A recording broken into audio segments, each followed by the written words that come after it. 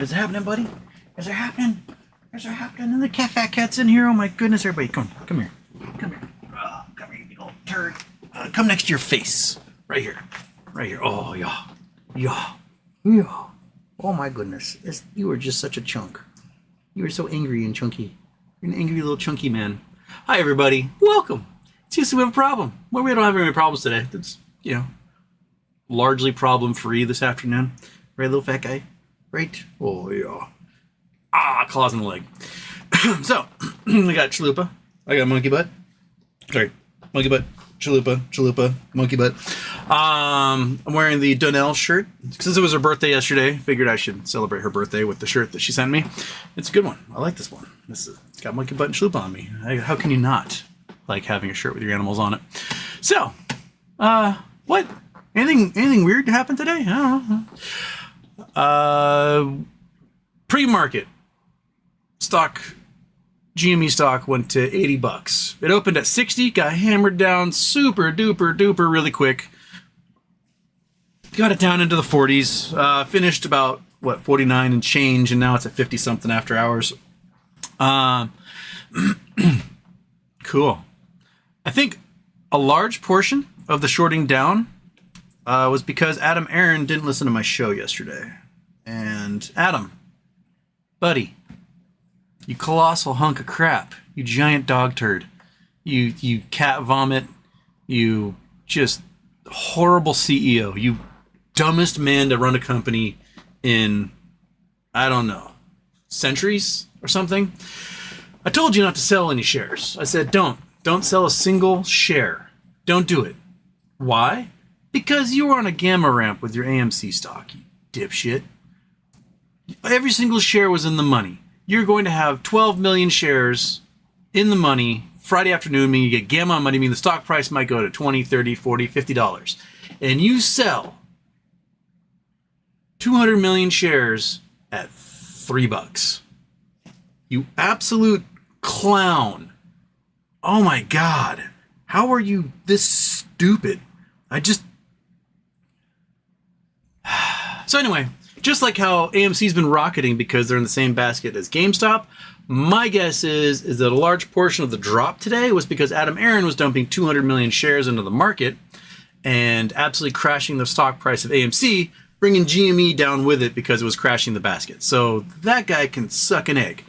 But it's okay. It's all right. It's fine. We're going to be okay because still every single solitary option for GameStop is in the money, meaning if this stock price finishes above $34 on Friday, next week will make January 2021 look like child's play. The opening price today was the second highest it's ever been. Got to go back to the reverse split, or the split end and calculate it. It was the second highest opening price for GameStop ever. It was a phenomenal day. Then a lot of people probably got shook out because they're setting stop losses on their stocks. Don't. Not financial advice, but don't set stop losses on your stock. Just pay attention, right? Because you're going to be like, oh, I'm set a stop loss at $45. And the stock hits $80 and then drops below $45 and boom, all your shares are gone. And then they'll rocket right back up again. They shook you out. They took your shares and it's done. So stop. Stop it. But, for the most part, as long as you're just sitting pretty, you're sitting pretty. Just twiddle them thumbs. I personally, just for my own selfish benefit, would love for the stock to just kind of sit there. Oh, just not do anything until Friday. Just flatten, just plateau, and finish. If it finished at like $36, it would be the greatest thing in the entire world. Because then the implied volatility would drop, and I could afford a boatload of call options. And at this point, I can't afford that many call options because the implied volatility is insane. Want to know how insane it was? At one point today, the stock price was like $54. A $54 call option was $1,800. A $34 call option, $20 below that, $20 in the money, was $2,300. Only $500 more expensive than something that was $20 higher in strike price. The implied volatility is insane. So that's what happens with volatility. But hey, it makes for a fun afternoon of watching a green line bounce up and down, doesn't it? I haven't really been paying attention to the green lines recently because it hasn't been anything exciting. So here we are watching green lines and being like, this is the best show ever. I can do this for 8 hours a day. And we do. So I'm going to click on this. Did you do it? Nope. Try again.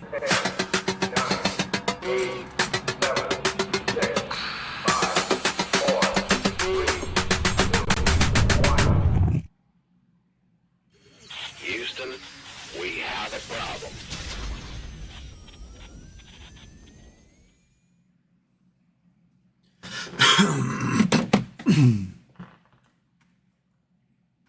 Okay. Oh, turn it off. Wait, did I turn off yesterday's? Yes. Okay. Phew. Okay. I got a couple of super chats. Let's hit them up here. Bill Coin, their plan. Hold Jimmy, about $55. People give up and cash out. Yeah, just wait until Friday, man. Actually, wait until next week because, again, currently 22 million shares are in the money. 2 Fridays ago, 4 million went in the money, caused 40 million volume. Last Friday, 8 million went in the money, caused 175 million volume. In fact, there was 50 million volume in the pre-market today. That's how nuts it was. So imagine 22 million shares going in the money and none of us selling. That's going to cause 1 billion share volume on a stock that has a float of like 170 million. It's going to be just wild. So, just chill, baby. Relax. Stroke the chin, strike poses. You don't need to go crazy. Chill out. This is the equivalent of about $200 pre-split, which we've been to before. It's not our first roller coaster, man. We've done it all before. Hit $80, which is equivalent to about $320, which is close to where the peaks on those big, volatility roller coasters we were on in the past, in 2021 and 2022. We've done it before. We just chill out.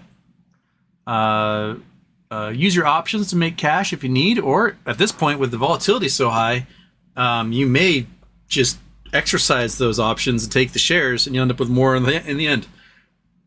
So think about that. Okay. And who else? Who else we got here? We got Louie. Long tomorrow time listener. Long time listener. Do you think an institution was obliterated? I think there's a bunch on the brink right now, and if these options all print at $34, then yeah, there's some institutions or hedge funds or someone that will be going under at this point. These are the type of things that they're not prepared for. And if is EPI supposed to be tomorrow or is that Thursday? Like if it comes out that inflation's too high again, the SPY might drop like 10%, and you may see pullbacks on some big stocks, and that might do it in for several hedge funds. The DTCC put out a warning today that's like, hey, there might be cascading margin calls. So they're prepared. They know it was bound to happen eventually, and they've been getting themselves ready for this. But the thing is, so have we. We are so much smarter now. Like everyone in this chat basically has a PhD in finance. In these 3 years, it's all we do. We read about it, we study it, we game plan. It's it. We're there. We're ready. We are champions. So. So anyway, special little Tuesday show. Tomorrow's show, not sure what time I'll be doing it. I've got lunch with my aunt in the afternoon, so we'll see when we do a show. Son Chang was here first. Antoine Scott was second. Case Chapman was third. Sir Barther was fourth. Scott Ballin, so waiting on an apology. You'll be waiting a long time, Scott. Kelly Reed, happy birthday, HW. Is this leading to MOAS, or is this MOAS going to be a slow-moving rocket? I think a large portion of it depends upon what a couple of whales may do. My guess is that GameStop has been doing share buybacks. It probably did like 1 million shares yesterday, 1 million shares today. I doubt they spent more than $40 million of the 100 million they have. And I wouldn't doubt if they are possibly the ones who bought options, right? I don't know. So if there's some whales who are going to exercise some of those 20 million shares coming in,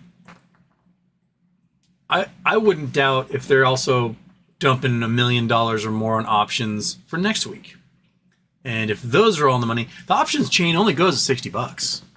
It's $60 for the leaps, and it's $57 for the weeklies. And this stock is going to fly way above that. The one hope options houses have to save their bacon right now is if they start writing option strike prices like $900, $1,000, things like that. Because what will happen is it will split us from buying stuff that's close to the money and going for those lotto tickets. We'll spend a bunch of money on those lotto tickets because we'll get 10,000 options and things like that with it, rather than getting $10,000 worth of options that are $1 out of the money, which would cause more gamma ramping and cause the stock price to climb more. So if they can convince us to buy a whole bunch of the options that are way up there, just touching the sky, right? Then they'll make cash on options they'll never have to deal with, and they can use that to reduce the gamma that's happening. And so, but I find it weird that they have not written any options above $57 for weeklies, because the stock price was at $80 earlier. With IV, you can put ones at $400 and they'd still cost a fortune. So, and on off, what is affordable with 10,000 on Friday for GME? Right now, you get maybe 5 call options with $10,000, maybe 7, depending on what the price does. So, it's more than nothing. The share price will be, I don't know what it will be, but my guess is it'll be much higher than it was today. Yeah. Might be something to look at.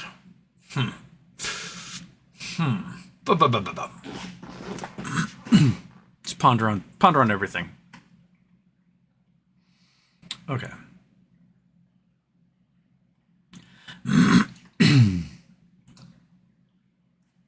Kelly Reed, you and Josh Hamilton should go over the Moas theory again. Can't wait to see you on Dumb Money 2 called Smart Money.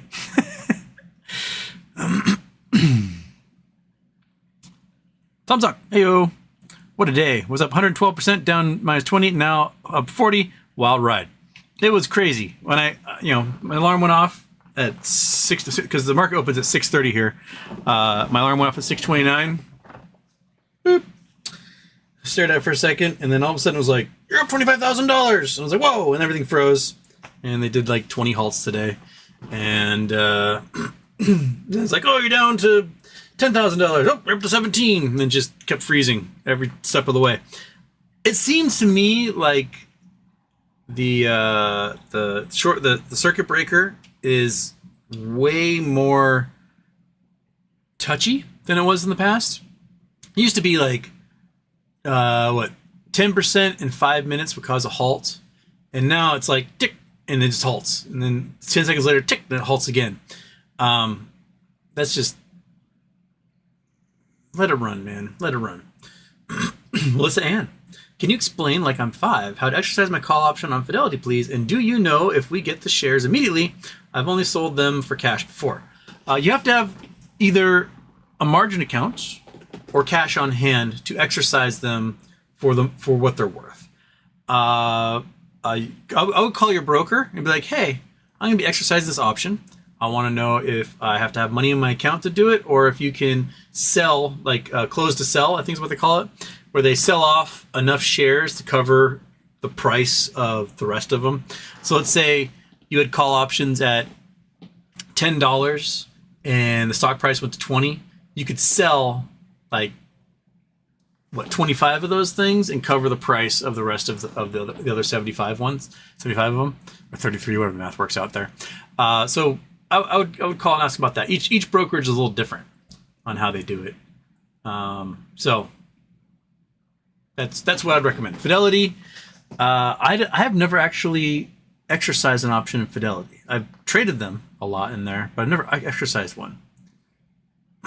If you got the money, you just click exercise, and then they just buy the shares for it. You can do it anytime. As long as it's in the money, you can do it right now if you want to. So, but I would call the broker, have them walk you through it, and go from there. Because they'll be specific for everything. Just from DAX, they don't just sit around and wait to be gamma ramped. They actively delta hedge when they find themselves in trouble. GME will open at 100 by Thursday. I do not doubt. As I was saying yesterday, if it was at $25 or more on Wednesday afternoon, it would gamma ramp like crazy. And they'd be delta hedging because, oh man, all these things are coming in the money. I need these shares now.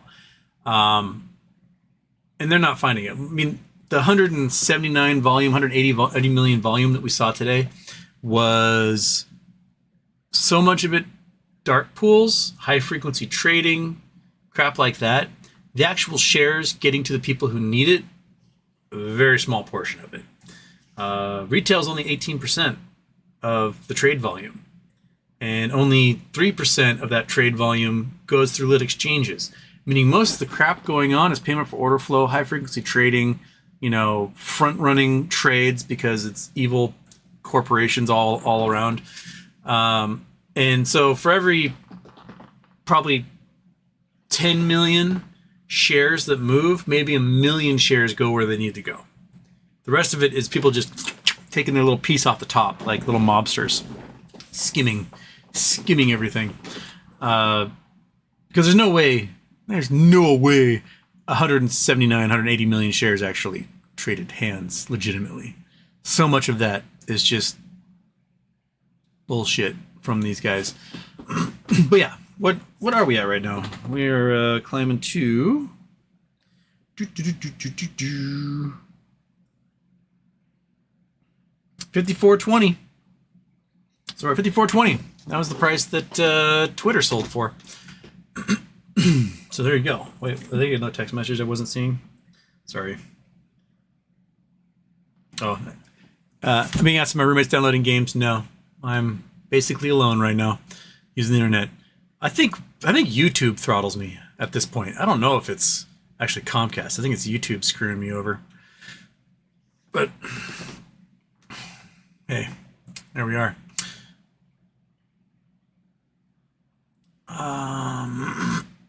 Fair turn.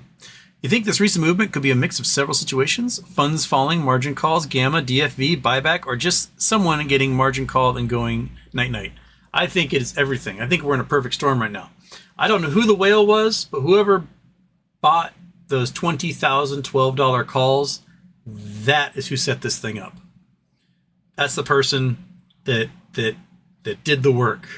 And it shows that just like $1 million at the right time can shift this entire market and take down empires at this point. And I think DFV and I think the guys at GameStop and I think some other whales all looked at what the options chain was doing, seeing where they could get in and push that through delta hedging and gamma ramping up over the entire options chain. They're like, I think we can do it. And I think May, the third week in May is the week we're going to do it. And here we are. It's just beautiful. It's gorgeous. It's lovely. It's like a warm sweater on a cool afternoon.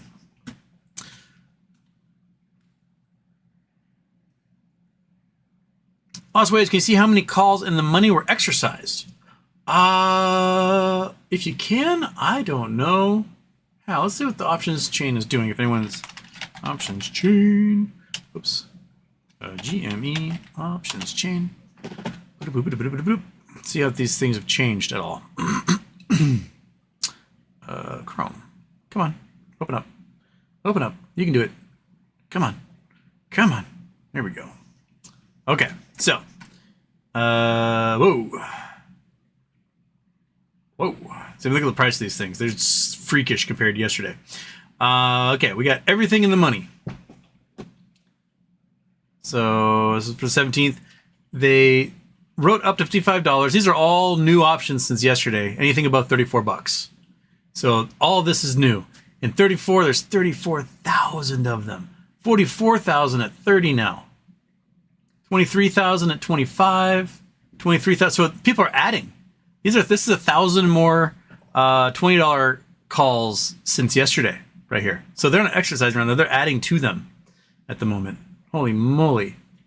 So, goodness gracious, look at this stuff. And these prices are just insane. $1,200 to get in at $46. That's wild. Goodness gracious. And on the put side, you got a few. You don't have any big ones. There's no one like, oh, it's going to go on $50 because the only 12 put options have been written at that price. Man. Oof. And they drop in a hurry. You go, so price is at $50. You go 20 below it to 30, $1.58, right? The implied volatility is telling me that the stock price is going to go screaming because, of course, the dead man monitor just decided to blink out of existence here. One moment. I can't see anything. Got to bring it back. We got, we can't even go $20 over at the moment because there's no options for that level. That's crazy. But yeah, we now have pushed, we're at 54 and change. So we're about at this level yesterday, there was 220,000 options that we kind of did the quick math in the head. It looks like they added about 10,000 more here, about 10,000 more there. So we're at 240,000 plus, add these guys up 250, probably 260. We're here. So that's, we're at about 280. So that's 28 million shares. They're currently in the money. And if we push to 55, we're at 30 million shares they're going to have to find on Monday. The volume is going to be ridiculous. Absolutely ridiculous if we finish up here. Just stupid. And there's going to be probably guys taking swan dives off of Wall Street towers. Just, they're not, the other hedge funds they're not going to survive this. And the prime brokers right now are terrified because they saw what Archegos, one family fund, did to multiple large investment banks, and they don't want a margin call. They don't, because they know they're going to liquidate these guys. They're only going to have 3 cents on the dollar in assets, and then they're going to be stuck with these liabilities. They're going to fly to the moon because it's squeeze time. So the big giant investment banks, I don't think they survive without printing if this thing works out the way I think it's going to next week. It's going to be beautiful. It's going to be as beautiful as this shirt. Buck on. BBBY, 17th May, uppercut coming. It's like someone knew this week would be a good week to push back final docket proceedings. I've heard people like, BBBY is going to reemerge on the 17th. I would love to just add another element. Like, seriously, first call for overwhelming force. That's what this should all be about. Pal doctrine. You throw everything you have at them and just overwhelm them and murder. There's nothing they can do except just get firebombed into oblivion. So, yeah, by all means, BBBY, jump in on this thing. Let's get it going. Let's have a little excitement in our lives, right?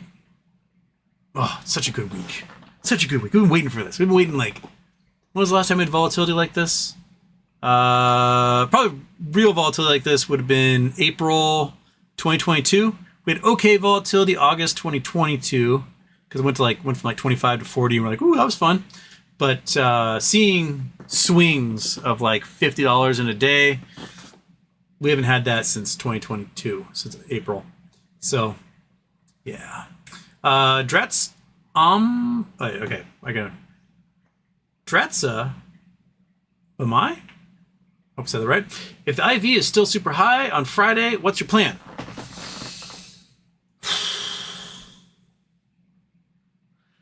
I'm hoping tomorrow they write higher options contracts, because I think this thing's going to finish way above $57.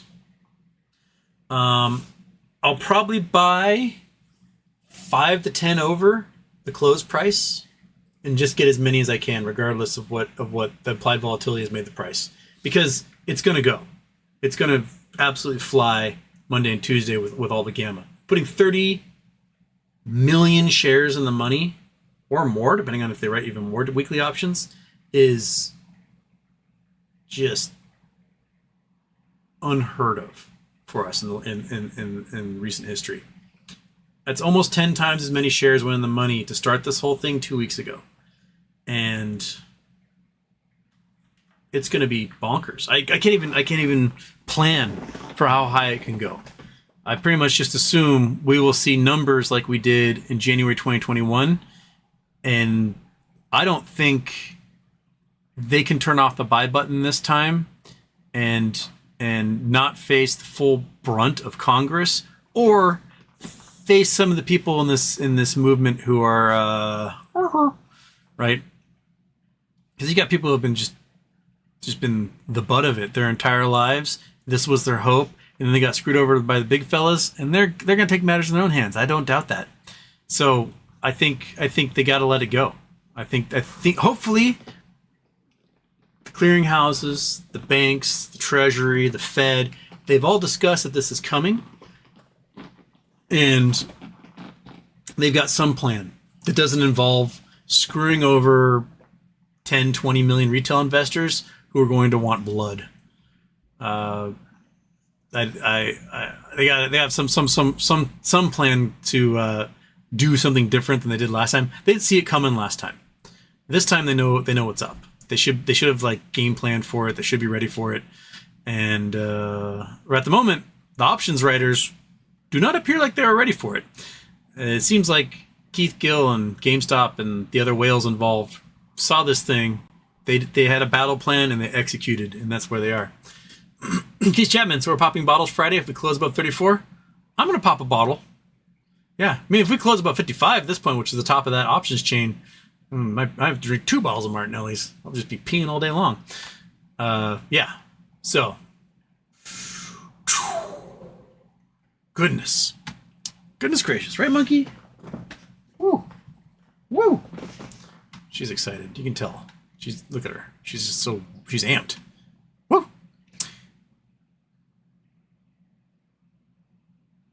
John Castro, can we review sell strategy? I know it's been discussed over and over and over and over, but a refresher now that we are getting close. I am of the camp of selling up the ladder. I know there's a lot of people say, only sell on the way down.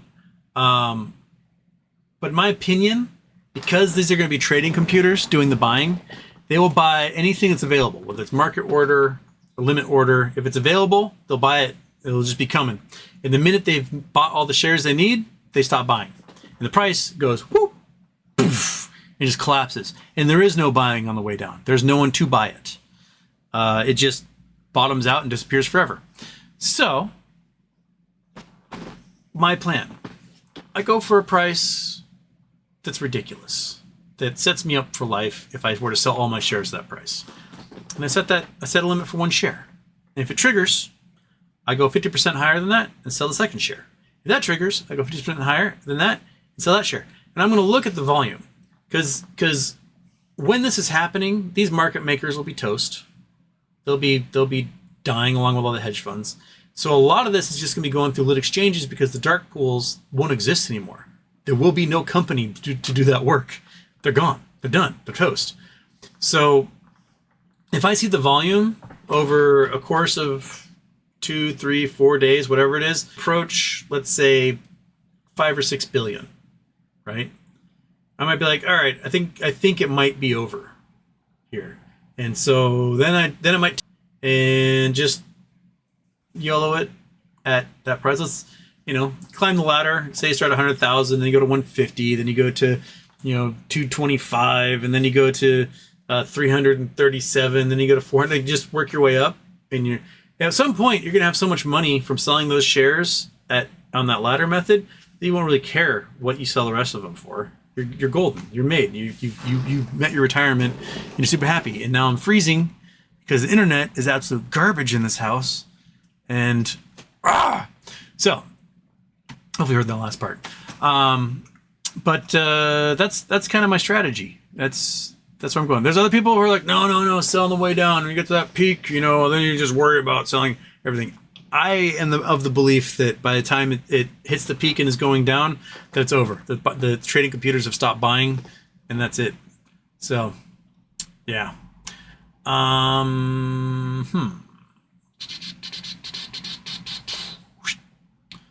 meow. You think market makers have been using short exempts to control the price, or do you think hedgies are blowing millions to control it? I don't think there are shares available to borrow at the levels they need to control it the way it is. So I think there's two things happening. One is market makers using the short exemptions, meaning they can just mint shares out of thin air and sell them into the market and then go, oh, whatever. And two, I think it was Adam Aron selling a boatload of AMC, bringing the ETF basket down. So I think those are the two reasons that it came down. And now that Adam Aron's done selling, everything's starting to track back up again. Because Adam Aron is an absolute just pig dog. And Adam, I need you to come join me over in the calculator. Come over to the calculator for me.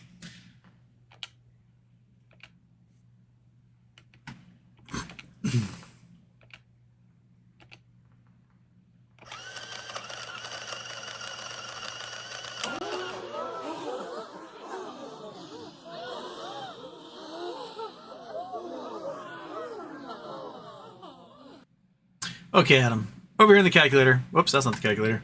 That's still the options chain. Turn you off. Calculator. Okay. Adam, your little press release said you sold 200 million shares at an average price of $3 and change, right? So you made $600 million. Good for you. You made $600 million. You also doubled the float of your stock in that time. So you made $600 million. Cool. You pay off $600 million of your bonds, and now you still only have about $500 million a year in interest that you're paying on your bonds. Now, if you listen to me, I know I've given you advice, lots of advice over the years, and you've never once taken my advice on this. But let's say you didn't sell 200 million shares in the market. Let's say you sold 0 shares, and the price was at what, $11 at open today for AMC? Right? Okay, $11. If you hadn't sold any shares, it might be at $25 by now. And then you get to Friday and you put 12, 15, 20 million shares in the money. And on Monday, you get a hell of a gamma squeeze. The stock price goes from $25 to $50 or $70. And then you sell your shares in the market. Let's see what happens if you sell 200 million shares into the market at $70.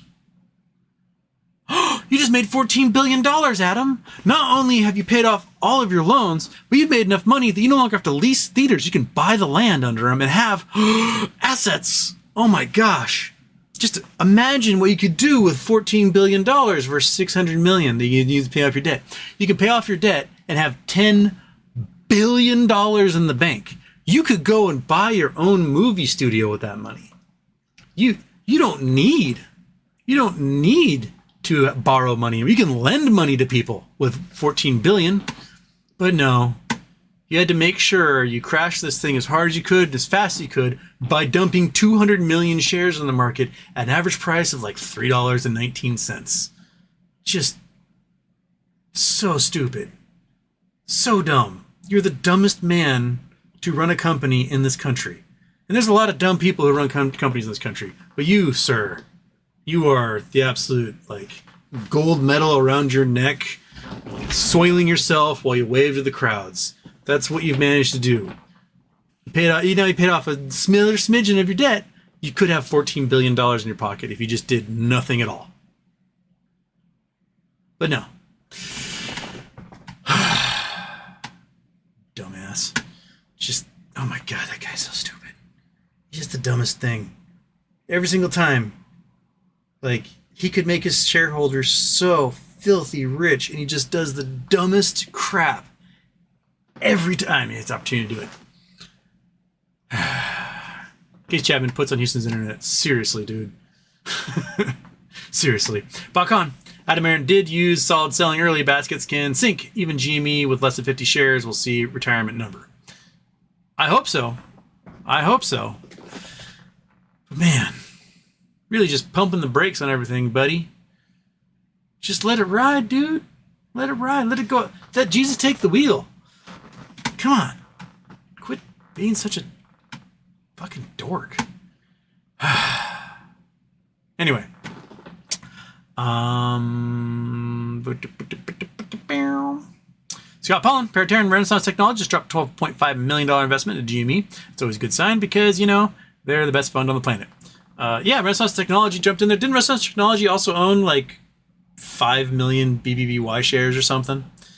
Jim What's-His-Face did pass away, though, this week.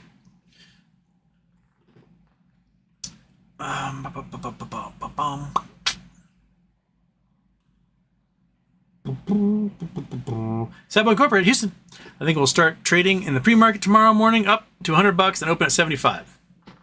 I mean, you were hoping to open at 45 and open at 60, so it's very possible. Are we over 55 yet? Have we put every single option in the money that we could possibly have?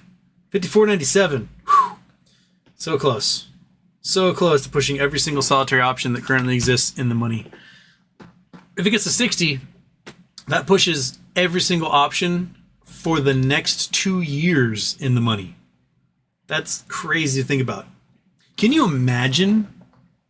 Any whales are watching. If you're a whale and you've got leaps and options for September or June next year or whatever. If you're a whale and this stock price gets to like $100, I want you to exercise everything. Exercise your calls for this week. Exercise your calls for next week. Exercise your calls for a month from now. Exercise your leaps for January or June next year. Exercise everything. Put hundreds of millions of shares in the money and just make the options guys go look for it. Can you find it? Can you go get those shares for us? Because that alone would be enough to do it. So you might as well. All right, you will win on this bet if you do that. Come on. Let's make it fun. Let's go crazy. Right, monkey? You're a crazy dog. You know how to go crazy. Let's go crazy. Let's do it. Let's go nuts.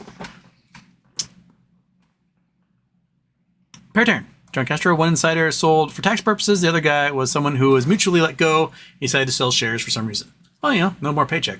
Caught Paulini, who headed to the Mediterranean to swim. Have fun. John Castro. Awesome info. Para wasn't a lot of shares, but thought it was odd.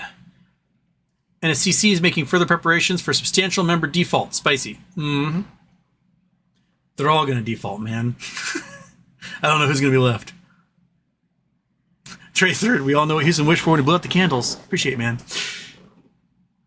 Latinum. There we go. Sorry, Latinum. I totally missed your question last time. It disappeared when I scrolled. Houston, when talking about why there was no volatility in GME the past year, you have to remember the DTC received 220 million shares for dividend split, but told brokers to do a forward split. Yes. That was why the CFO was fired, right? Was the CFO? One of those guys was fired because he put some sort of typo in there, and DTC was like, we're going to run with this. But yeah, that is 220 million shares that suddenly showed up that never went out to everybody. So that could be a large portion of it.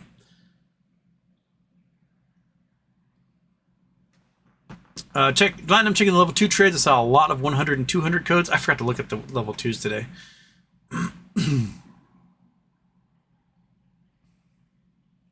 Derek Horse, but will BBY come back? I only got a few Jimmies. I think it will. That's what I bet on anyway. Let them check out the after hours for GME. Price is hanging around 53 to 54 as a 518 Eastern. And we're close to 54, 55. I may have done it in the last few seconds. It's really trying to cross 55. It's bouncing off of that. Interesting. But the last couple of days, all the action happened like late at night. So, let's see about 4 a.m. what's happening. Citizen 54. Ha ha ha ha. We're so back. We're back, baby. Sad boy, I think they will turn off the buy button again past 100. Even this morning, Fidelity and Webull both crashed during the market open. Everything crashed during market. Everything froze during market open. It was too high instantaneously. Has anyone checked the reverse repo market recently? Let's check out.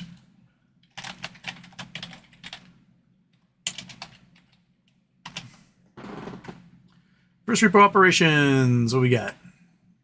Boom. Boom. Okay. Wow. They're down to 400 billion. Look at that. They used to be at 2.4 trillion or something, right? Let's do, yeah. So they're at 2 trillion a year ago. And we're down to 400 billion right now. That to me tells me the banks need cash and they can't afford to keep it hiding up here. They got to use that cash for stuff. And yeah, we're down here. We are dropping fast. That's a lot of money entering the market. Interesting.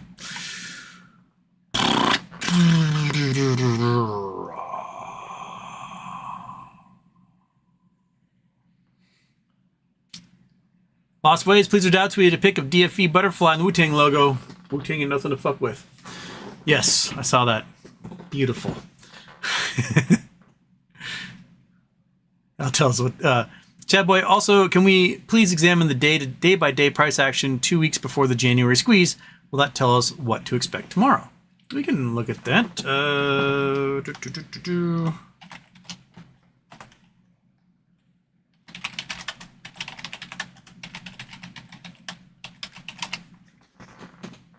Okay.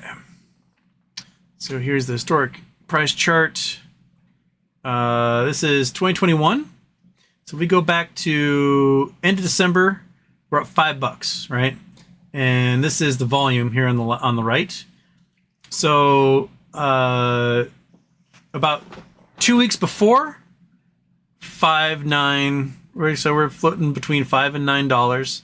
We're putting 9 and 10, 9 and 10, 9 and 10. Which day was the Friday before? Was that the?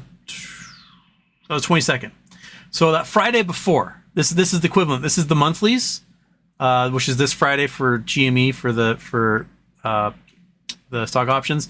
It closed at $10, which caused the gamma squeeze to push it to $24 on 25th, which led to probably defaults in not providing shares because the volume was insane. 714 million, 711 million. Looking at 1.4 billion shares trading on those 2 days with the gamma happening. And the 27th is when things went crazy, right? 120 was the peak on this is when they turn off the buy button, was the 28th. So 120, that's equivalent of $440 today. And still 200 million traded. And then it dropped in a hurry. Dropped down to around, what, $10? Yeah, the low was in February 19. And then by the end of the month, it was skyrocketing again. And then in March, we had that explosion, went to $350 intraday, and then it got hammered down. And we're still at hundreds of millions of shares trading. That March 3rd, only 70 million. February 23rd, only 30. Was it the 12th? Was that lowest day, 55 million? And this is when the float was only 65 million shares. Now the float's like 175 million shares. So we're going to dwarf these numbers. And this was, right now, the weeklies are going to finish above $55, most likely, right? So it's about 5 times higher than we were here. So to me, that says, and the volume is a fraction of what it's been during that stage. We still haven't had the FOMO of the public jumping in on this yet. They might be coming this week and next week, throwing all sorts of money and no idea what they're doing into this thing. And so if this Friday we're 5 times or more higher than we were in January 22nd, what do you think that means for when we hit this date next week? We're for 5 times higher than that? Oh, that would be amazing. Absolutely amazing. So, Monkey, what do you think? What do you think? Huh? Yeah? Ready to take some vacations? Ready to take some vacations, buddy? Ready to travel? Ready to lap it up and live the high life? You don't care. You just want sneaky beef from Costco. That's all you care about. So yeah, that's where we were. Just ridiculous. Oh my gosh. Go all the way back. 265, September 23rd. This time we're ready, folks. We are ready. Adam Aaron did us a solid. Selling early baskets can sink. Even GME with less 50 shares. Oh yeah, we did that one already. Duh. We already did that. It was Tom Zock. That's the one I'm supposed to read. Right? Yes, Tom Zock. Tom Zock E, can you explain the difference between volume and open interest? In the options chain table, I'm a Euro poor who can't trade US options, but is curious which number is relevant for a buy pressure. Is this for options chain? Yes. Okay. So volume, this is how many shares trade, how many contracts traded that day. So there's only 19 contracts for this $3 strike price, but 53 of them traded, meaning whoever traded these contracts traded them multiple times. You move up to $5, 122 contracts, 45 of them traded. You can go to the ones that are really big, like the $12 ones, which is with that whale bot. There are 776 of those traded. 21,000 of them still exist. The really big ones, like 36,000 of them traded. 34,000 of them still exist. And you can go to the new ones, like the $55 one. They did 20,000 trades. Probably people day trading them as it bounced back and forth across that price line. But 3,000 of them exist at the moment. So we got some numbers in there. So that's the difference between the volume and the interest. Open interest is how many contracts exist. Volume is how many contracts traded. Check out the lulled halts and volume on AMC today.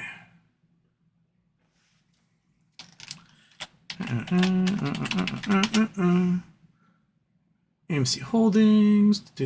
Volume was 595 million shares.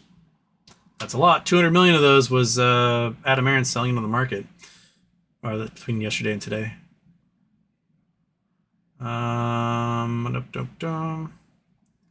So, 616 million was the volume today. Goodness gracious. And then lulled halts. Oh, yeah, I turn off the stupid thing. There we go. Lulled, up, limit, down, halts.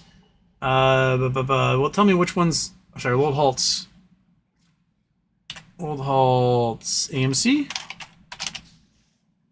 Trading halt data, that's what I want. So, AMC Holdings. They had a lulled pause at 336. MTech, BD, MTech GameStop had one at 229. GameStop had one at 218. AMC had one at 140. GameStop had one at 136. AMC had one at 130. GameStop had one at 127. Goodness gracious. GameStop, AMC, GameStop, AMC, GameStop, AMC, AMC, AMC, AMC, AMC, AMC, AMC. GameStop, AMC. AMC,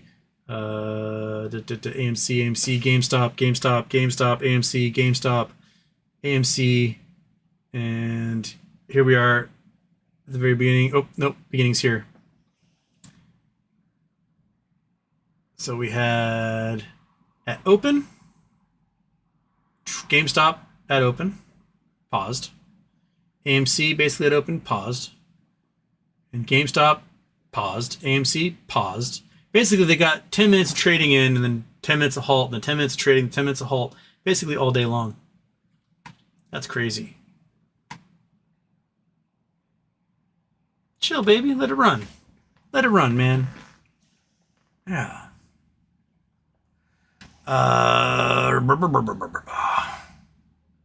Monkey bet. Sabo Incorporated. No, wait, I just read that one. Never mind. Frozen Tape Productions is here.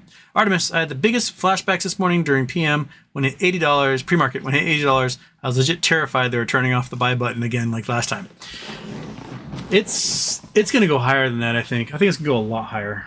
Monkey thinks it's going to go a lot higher, but all Monkey actually cares about, because I'm wearing her shirt today, is this.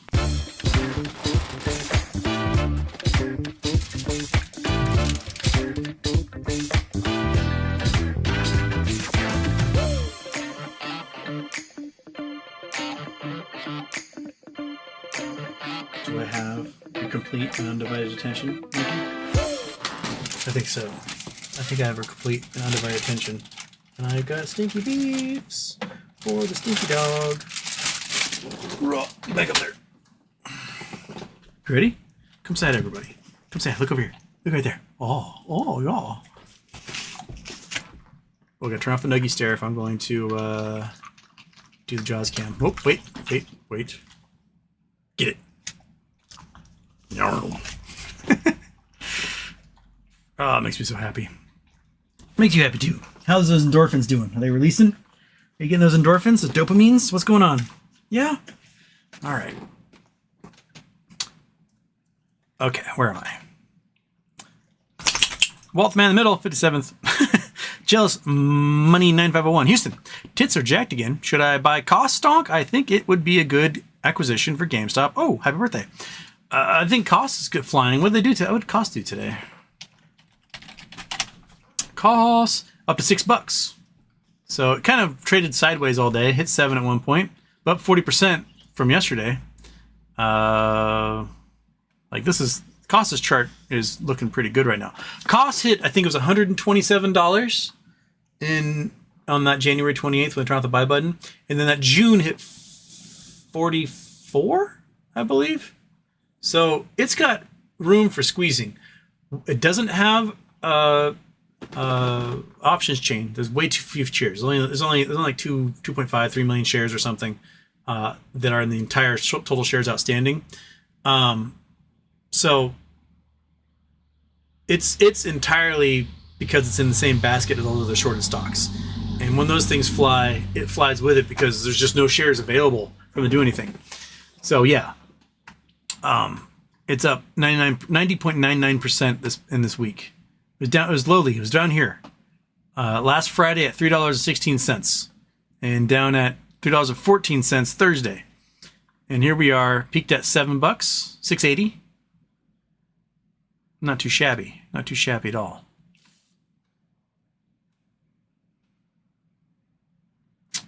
Hornet. Hello, everybody. Happy Tuesday, everyone. Wow, what a wonderful day. A little bit sad, angry about the shorts dropping the price from 80 to 50, but hey, after 3 years, I'm really happy about it. It's just, we're just riding the up and downs, man. We're just riding the up and downs. And I think there's going to be a little more ups than downs for the next week at least. Richard White. If you buy into the Roaring Kitty chat and read into his latest tweet, the thinking this one will be different. Yes. Hey, Fat Cat, come to agree. Yeah. This time things are different. This time I think everyone's aware of what's going on, how it's working, and we are so much smarter than we were last time. So much smarter. And they've learned too that they don't want to spend time, in front of Congress dealing with this stuff, facing more regulations. They're just gonna have to just let it do its thing, I think. They might not, but I think they should. Well, that's my own personal bias speaking as well, but yeah. Legacy 10 Productions, Houston. I still have Sears sitting in my account. Anything going to happen, you think? Happy birthday. I have Sears sitting in my account too. And as far as Sears is concerned, this is all we do with Sears. Someday it will do what it does. Right now, GameStop has pulled to the front of the race. We've got Bed Bath & Beyond maybe doing some things. We've got MMTLP filing stuff in courts. We've got George Palikaris filed an employment complaint with Nova Scotia saying that he was illegally terminated from his job as CEO of Metamaterial. So they got all sorts of drama happening up there. And Uzi might be facing, I would doubt if Uzi faces criminal racketeering charges, but it's Canadian, so I'm not sure how much the FBI and SEC has over that because they do trade here, but they are based in Canada. Yeah, there's weird things going on all over the place right now. But it's so hard to pay attention to anything else except GameStop at the moment because GameStop's going nucking futs. Code Red K, sorry. First again. Looking for moon candy, thanks. I think you might have some moon candy in your pocket if you check. Or neat. Do you guys see the FFIE 1.53 billion volume with 37 million free float? That stock is shorted by 100 kajillion %. FFIE. FFIE. Faraday Future Intelligent Electric. Oh, this is the one that was at 12 cents yesterday and now at 30 cents. It looks like this sucker might be part of the basket. So a year ago, this stock was at $100 a year ago. It is now at pennies. So this guy's, what's the max? Max is at thousands a year ago. So started at 10 cents, got all the way up to 35. After hours is around 29.30. It was a week ago, it was 4 cents. It's pretty crazy. Do they have options?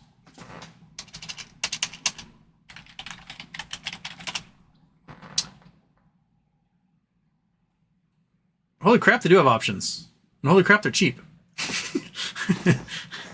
Huh. Implied volatility is at 3,800%. Crazy.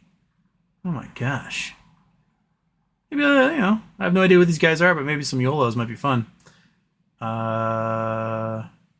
It's crazy that you could pay $12 for an options contract for 50 cents. That just blows my mind. Goodness gracious. How far out do these things go? Let's look far. 20 cents, $1. Interesting. I'm looking more of these guys this week. Paul M. Houston. Once my GME account looks like a Hong Kong phone number, how do I turn that into money? Walk into a bank and say, I'd like a loan on my shares. Kinda. I mean, when you have a whole bunch of zeros in your account, right? You can go to your bank and be like, hi, I'm rich now. Can I talk to a private banker? And then you go talk to the private banker. You show them your account. They go, oh my God, we will do everything we want. How do you like your blowjobs? And that's kind of how they work. When you're at the private banking level, you can borrow against your assets. You can buy your homes. You can, create shell companies. You can do all sorts of weird, crazy things. My guess is the best thing you can do when you get filthy, stupid rich and you got a phone number in your bank account or in your brokerage account or whatever, is you hire a private wealth attorney, you hire an accountant, tax lawyer, somewhere along those lines, and you go, hey guys, what are we doing? What options do I have? You're the experts. Advise me. And then you go with that advice. If you know rich people, you happen to have rich people in your neighborhood, whatever, be like, hey, rich person, I just became a rich person. I'm new to this. Who do you recommend rich people like us go talk to? And, make sure we have our generational wealth to carry forward or our foundations to fund or whatever. Oftentimes, rich people are like, oh, I have something of value I can offer you. That's fantastic. And they'll tell you like, hey, this is my lawyer. This is who I worked with. I recommend them. That's what I recommend. So Ryan H, does it just hit $55 after hours? 55.22 right now. Every single solitary option in the options chain is once again in the money. Sexy. Right, monkey? Dead sexy.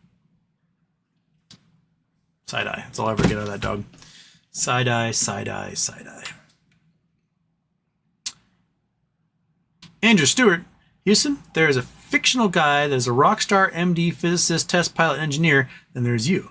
You are the real life Dr. Buckaroo Banzai. Can't wait to see your crazy adventures. Have you guys ever watched Buckaroo Banzai? When I was a kid, he was my idol. That's who I wanted to be. I wanted to be a horn player in a rock band. and be a physicist. Yeah, just beat all. I was like, I want to be Buckaroo Banzai. And it really, really, really bugs me that Peter Weller never made a sequel to Buckaroo Banzai. I think you should do it now. You should do Buckaroo Banzai in the Geriatric Center or something. I don't know. But I love that movie, and I've got it on DVD. But probably stupid. Oh, funny thing. There was a Reddit post, and it was, I can't remember which subreddit it was in, but it was a lady saying, like, you know, she and her sister are having trouble finding a mate because they both are financially well off, they're educated, they don't really need somebody to take care of them, and they run into these problems where men are intimidated and they don't want to date them. And I posted about my sister, and I was like, look, she's got 4 masters, PhD, tenure professor, captain in the Navy. She's a badass. And she would date these dudes who'd be so intimidated by her, they try to cut her down, and she just cut them loose. And there was a time she thought, like, oh, I will never find a man who isn't completely intimidated by me, and I'm going to be stuck alone forever. Which happens. But she did find a dude. She found a dude who was like, oh my God, you're the most incredible woman I know. Well, let's get married. And they've been together for 16 years of marriage. And I posted this, you know, to like, hey, you know, there are dudes out there who appreciate ladies who got it going on, have hobbies and things they enjoy and are smart. And most people are like, oh, it's really cool. Your sister sounds awesome. And then somebody posted my comment. They took a screenshot of it, posted to our facepalm, like, huh, look at this guy lying through his teeth. And I had to point down, like, hey, that's me. Ask me anything. And the guy's like, yeah, prove that your siblings are as awesome as you say you are. So I had to, like, post news articles. Actually, I said, if I prove that my siblings are as awesome as I claim they are, will you delete your post? And the guy was like, well, yeah. So I posted the news articles. And he was just like, oh my God, I'm so sorry. Your sister is a superhero. Like, yeah. So, delete. But, yeah, my sister is more Buckaroo Banzai than I am at this point. Actually, I have a couple Buckaroo Banzais in the family. I'm second tier, I would say, as far as my family goes. There's some first tier. I'm down here. And then, you know, there's some third tier. Even the third tier are still, like, speaks 11 languages, has Guinness Book of World Records, things like that. But I don't want to sell myself too short. I will beat them in Trivial Pursuit, though. I will beat every single one of them in Trivial Pursuit. That is what I can do better than all of them. They can draw better than me. They can better students than I was. Better athletes. Yeah. But did all right. Probably stupid. Houston Wade, I devised a genius method to ensure that Gmail rockets sell covered calls for $100 strike price. I know it'll work because every play I make gets fucked. Probably stupid. Are you going to be the one that lights this fuse for us by nuking your entire holdings by selling a whole bunch of covered calls? Legacy 10 Productions, Houston. Did you see the parachuting hot dogs from Heaven at the Mariners game? They played the song "Heaven is Best is a Place on Earth" by Belinda Carlisle, and my fish wears a mattress. Yeah, so I need to go to a Mariners game and receive a parachuting hot dog. So when the roof's closed, they have this thing now where they throw hot dogs attached to parachutes that just float down into the crowd randomly. My guess is it lands on every single seat where a vegan is watching the game. But yeah, I think it's fantastically hokey. It's got to make up for the fact that no one can afford to watch their games on television anymore. So I do something.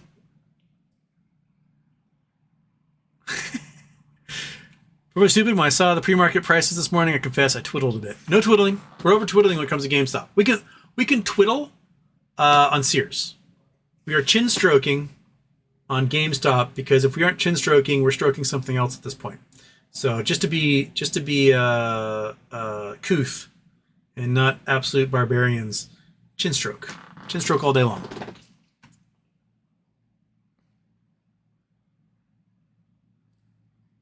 Lucre Speed looks like AA sold $250 million stock yesterday. Shocking. Yeah, shocking. Wow. Adam Aaron, you suck so much, dude. Okay. Larson, Houston, yesterday you're thinking about Gmail closing around $34. Been higher than that today. Much higher than that. Entra, I wonder how many Gmail holders sold today, if any, but it looks difficult to push down, so very few, I guess. I think very few. There's probably day traders that are messing with it, but most people who have it have been through this rodeo. They've seen this ride. There's nothing that will shake them loose at this point. They're like, no, it's not at least 4 or 5 figures. I'm not selling. And I don't blame them. Just stroke that chin. Fold those arms. Sit on those thumbs. Go. At every thing they do. It's going to get bigger. It's going to get crazier, especially if all these options are in the money and you're looking at 30 million shares that they need to find by Monday or Tuesday. It's going to be wild. Now imagine this. Okay. Look at the calendars throughout the year. In the past, when we had those crazy volatility times, a lot of them lined up with 4-day work weeks. So things like Easter, Memorial Day, Labor Day, etc. And we've got Memorial Day coming up. We have a week next week where we push 30 million shares in the money. We might see billions and billions of shares of GME volume go. And it might have pushed everything at next week's options in the money. And if that happens, you got your 4-day work week coming, right? That's Labor Day, 27th, I believe. Charity Tuesday is the day after Labor Day. We got a 4-day work week where things are going to get weird because you have your gamma ramp days, the T+2 meeting, your gamma squeeze days, T+2 meeting your gamma ramp days. Things can get really weird that second week out. So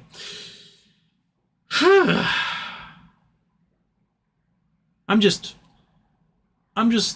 hoping that we can call option like crazy and make our cash via call options and get more shares that way and consolidate even more without having to touch the meat and potatoes of our holdings. We can just add to it over this time and let things get really weird and let those institutions and market makers and hedge funds get even more desperate than they've been. That's my hope anyway.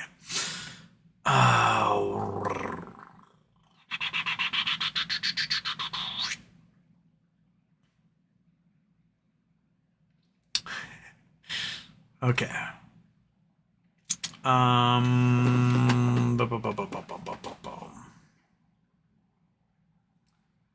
right. Okay. Where are we? Stephen Latham, where are these shares coming from? My guess is from thin air, from make-believe, from Neverland. That's where they're coming from. Basically, all the shares that traded today are the empty plates the Lost Boys pretend are food. That is Ken Griffin's entire business plan. Is look at this delicious turkey. Nom nom nom, isn't it? Oh, it's so good. I'm drinking ale. That's Citadel's business plan in a nutshell. They're emperor of no clothes. SJ's here. Woo. Tim Rushent, Houston. Did GME spend more time halted than trading today? Why is it allowed? Pretty much. I think they're being a little too judicious with the halt button. They need to let it fly more because it's the only way to weed this stuff out. I mean, Nvidia moves $100 in a day. They don't hit the button. Oh, it moves 10% in 5 minutes. It's done that. You didn't hit the halt button on it. You let it fly. So why is this one? Why is the guy resting his elbow on the halt button today?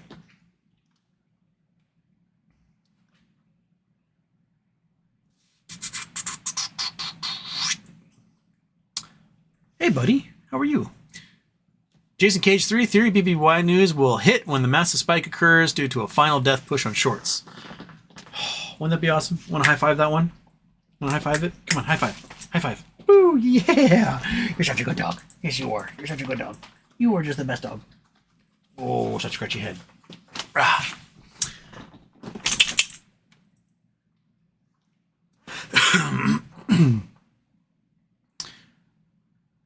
First Day Productions, is Dougie Large making size improvements? To help the market? I think Dougie is probably panicking and, I don't know, like elbow deep in cocaine right now.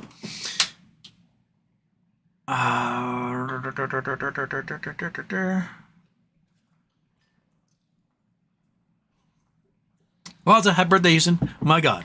All the news can do is lay the foundation of blaming DFE. I haven't seen a single article which looks at any facts, options, shorts, etc. Infuriating. Yeah, That's what you gotta expect. These journalists are either A, they have no idea what they're doing or how it's working, or B, paid to not know how it's working. Right? If a man's paycheck depends upon him not understanding something, he will never understand it. And some of these writers for finance sections of magazines and newspapers and stuff, they literally get paid. I mean, Jim Cramer admitted this in one of his little videos.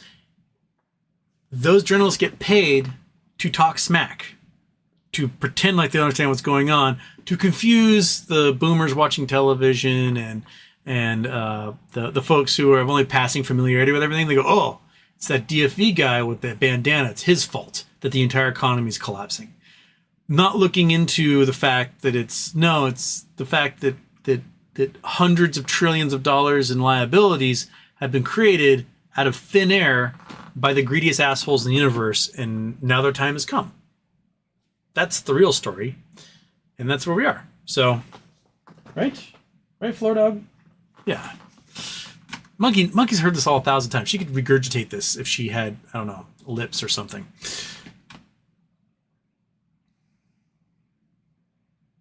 Gill, sorry. Holding all my GME and AMC calls for now, but will exercise and make them fetch those shares at exorbitant high prices. Bring the gamma. This is the way. I won't have the money to execute too many of them, but I'll probably execute at least one or two of them. I'll have to sell the others to execute and then buy in more. But that'll push me well over the 1,000 share limit goal that I had. I'm like that close. But I'll be well past it if I execute a couple of those. And then use the rest of it to buy call options for next week, because that's going to go nuts. That, no matter what the implied volatility price is, it's going to be bonkers next week. So that's where I am.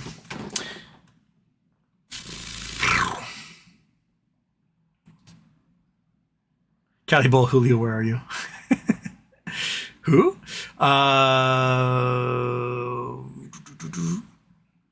Javier Martinez, all this movement is probably because I bought 3 GME shares pre-market. Good job, Javier. It's your volume edition. That one straw that broke the camel's back, that was you.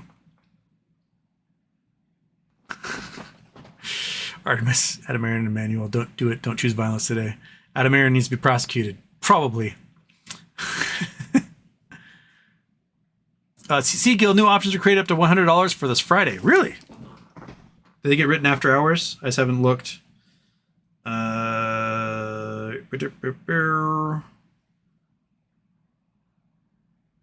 only see 57 for next week. And 57 for this week. I don't see anything up to $100 popping up here. I don't see anything on the options chain yet. Maybe they'll show up tomorrow when opening happens. Nathan McKinney, cashless exercise, call your brokers for it. Yes, do that as well. Cashless exercise, get it going, dead sexy. That's the stuff you need to do. Call your broker, ask if they can do it.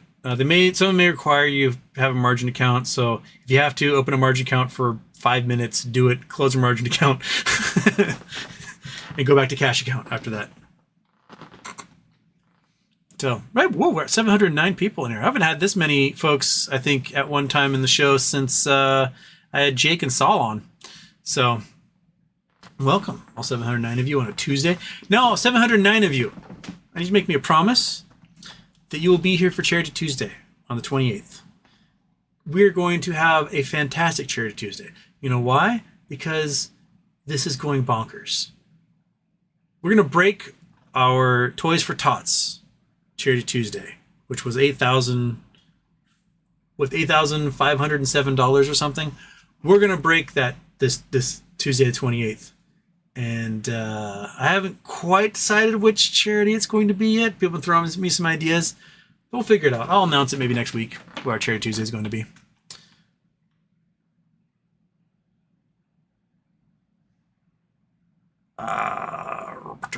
Lisa Saw, would you prefer small incremental gains of 60% daily, spread over weeks, or one-time rocket?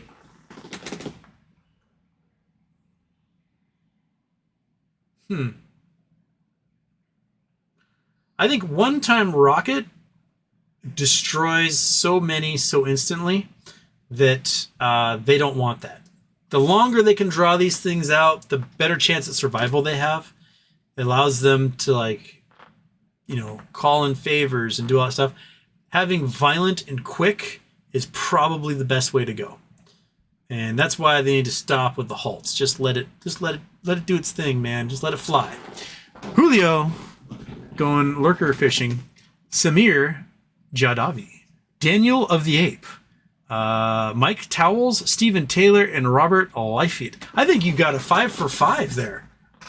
Julio, that might be the best cast we've ever had. That's a 5 for 5. Nice.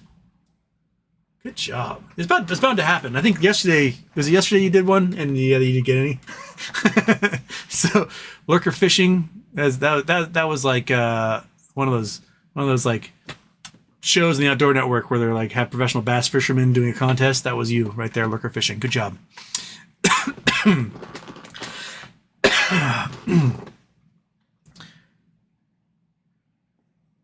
Okay. Fran Panella, Houston, one thing. The SEC will just keep halting trading. They will suppress whatever happens next week. Look at what they did today. Suppressing doesn't help them in any way, shape, or form. Everything's in the money. It's already all in the money already. So, you know, they can halt all day long, but it's not going to change the fact that they're going to have to find 30 million shares after Friday close that don't exist. So all they're doing is delaying the inevitable. Just let it ride, SEC. Let it ride.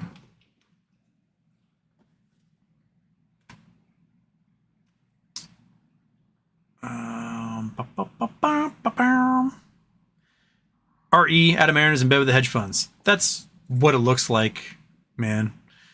Ryan H. Cattail karaoke. I didn't do a cattail karaoke. Where'd the fat guy go? I just showed his nipples to everyone.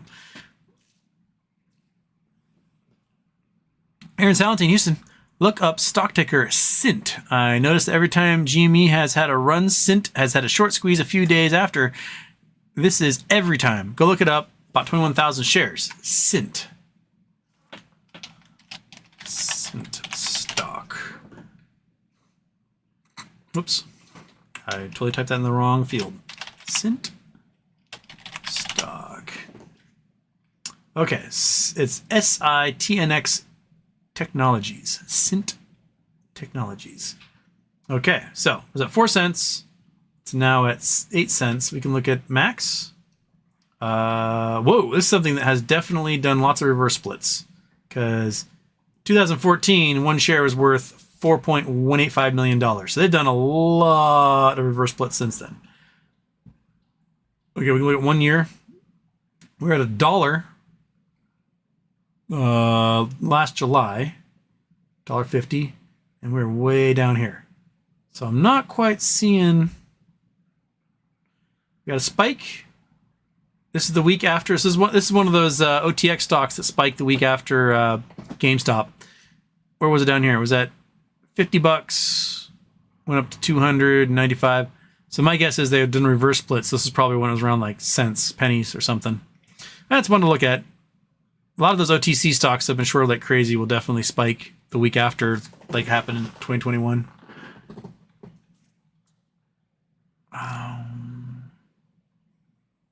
Robert Hurt calls of Fidelity only went up to $57. Where are you seeing the $100 calls? I'm not seeing them either. I'm hoping that they exist.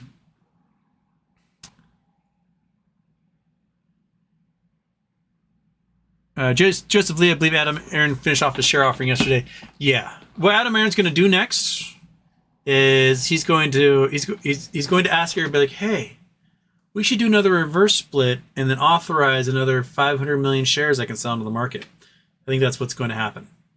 And then they're going to reverse split. They're going to short it down to $3 again. And he's going to sell all the shares at $3. Because that's what he does.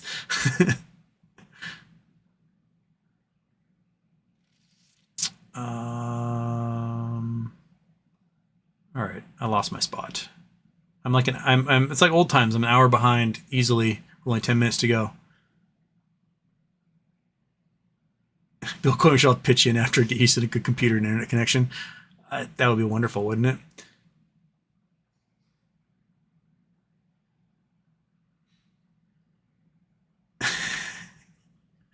Okay. Man, I am really far behind. Holy smokes.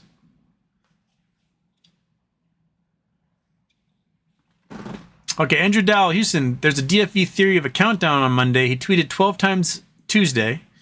12 times yesterday, 11 times Tuesday. If tomorrow he does 10, what do you think? What is, so Monday, Tuesday, 1, 2, 3. So 12, 11, 10, 9, 8, 7, 6, 5, 4, 3, 2, 1. So it'd be Friday the 24th would be day one if he's going by just straight days. If he's going by business days.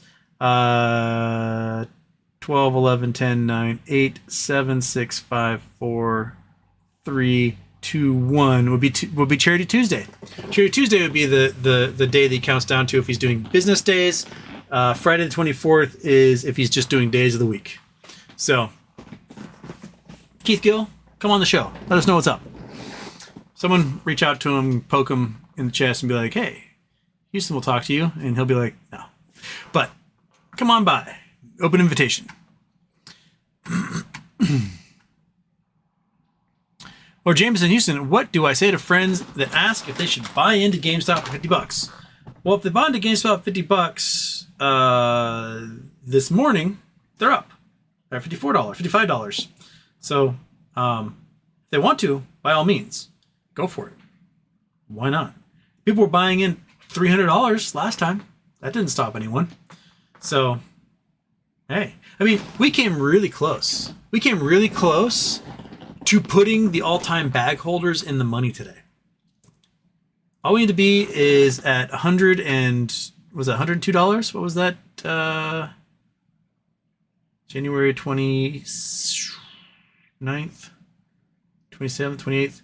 So $120. So we get to $120.76. The all-time bag holders are in the money suddenly. Wouldn't that be cool? Wait 3 years and all of a sudden you see your account go green. You're like, what? And I think it's very possible this week or next week to do. So, let's do it. Brandon Howard, can you still buy BBBY? Nope. It was halted back in October, and that's that.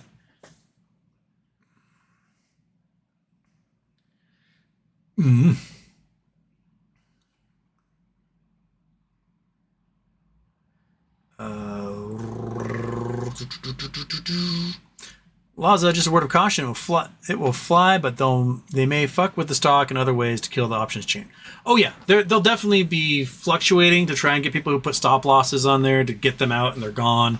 They'll fly it up, so people that sold covered calls will disappear. They'll do all sorts of things. Right now is the time to hold. Take off your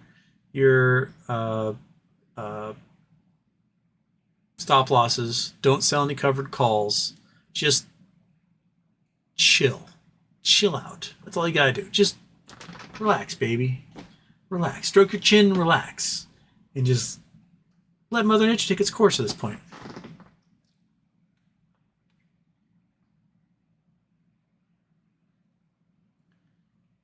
Confidence in Homer, the 1% won't turn over their money and power to the rabble willingly. No, that's why you just got to wait for them to implode.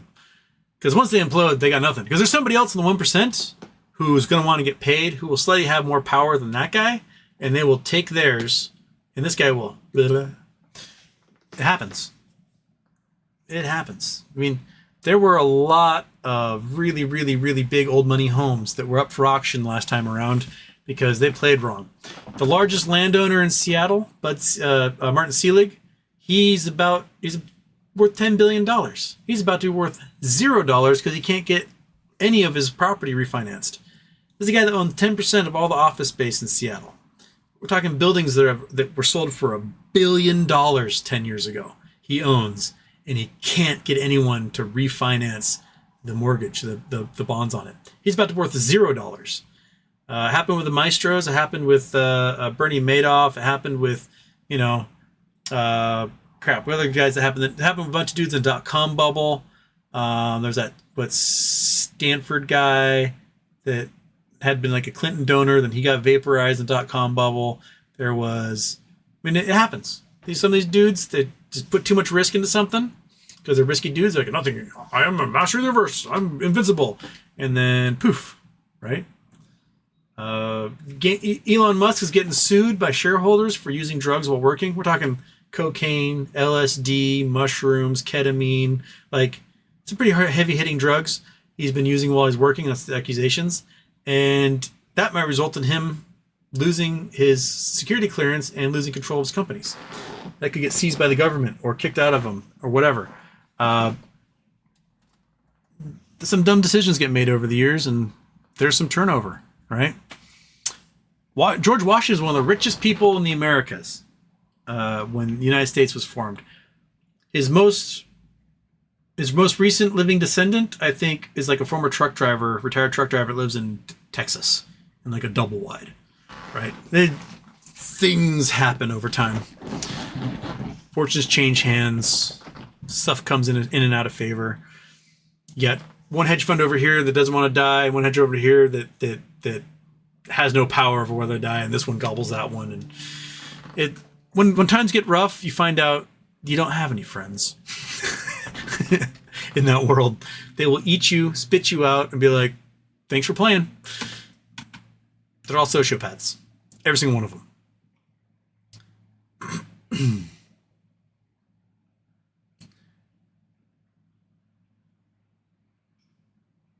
Rain Man returns. Remember me? Oh, I'm back, and GMBAMC made me a multimillionaire again in a week. Fantastic. Don't lose it this time. That should be the goal. Don't lose it. Push on Houston's internet are paying off. Okay. All right. JD from the 80s had birthday Houston. If you had $1,000 to waste something GME related, only GME related, what would you do? Not financial advice. If options are being written to $100, depending on where it closes on Friday, I would buy a call option with it. Because if it flies, if it does what I think it's going to do, which is what it did in 2021, and the stock price goes up $300 next week, $400 next week, maybe even more, you're looking at turning that $1,000 into possibly $50,000.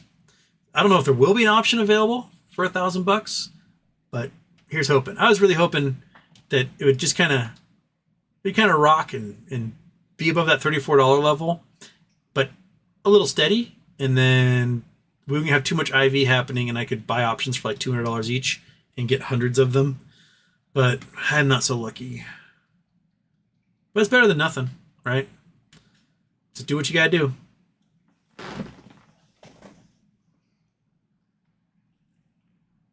Paul M. Houston stole my comment from the last stream about hedge fund managers taking failed dives off tall buildings. Last time GME ramped like this. My guess is happening. Raymond returns. Adam Aaron is aloof from Wall Street's dad.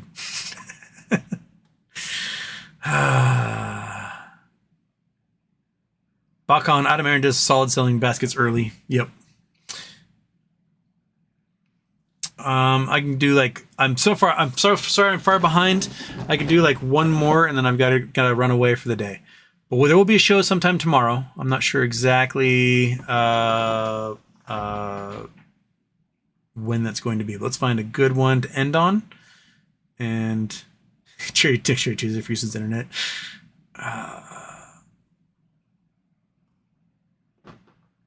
Just from Dax, he sold 72 million shares for 250 million. Don't want you accusing of you putting funds. Sorry, I did my math wrong. I thought it was 200 million that he sold. It was for the cash. You're right, just from Dax.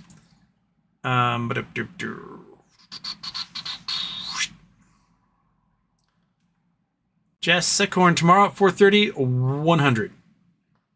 I'm for that. I'm for being 100 open tomorrow.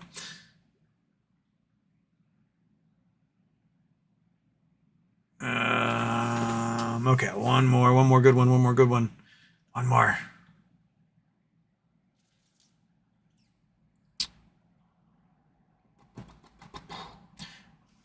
GQ Gainey, I only caught part of your stream earlier, so I didn't get the full context. But what's going on here is they are selling calls at open. Then the price gets driven up after hours, and they get deeper. That seems to be what's happening, yeah. So, yeah. Crusader's got 250 average on cost at the moment. Good. Good. All right, it's 4:31. I gotta get going. Everybody, you have a great day. I will see you sometime tomorrow, probably more evening-ish than afternoon-ish. And yeah, rock and roll. Let's leave on a classic here. Let's leave on a classic. I really want to use my Moas intro, but I think I can use that maybe next week, I hope. But 1, 2, 3, boom.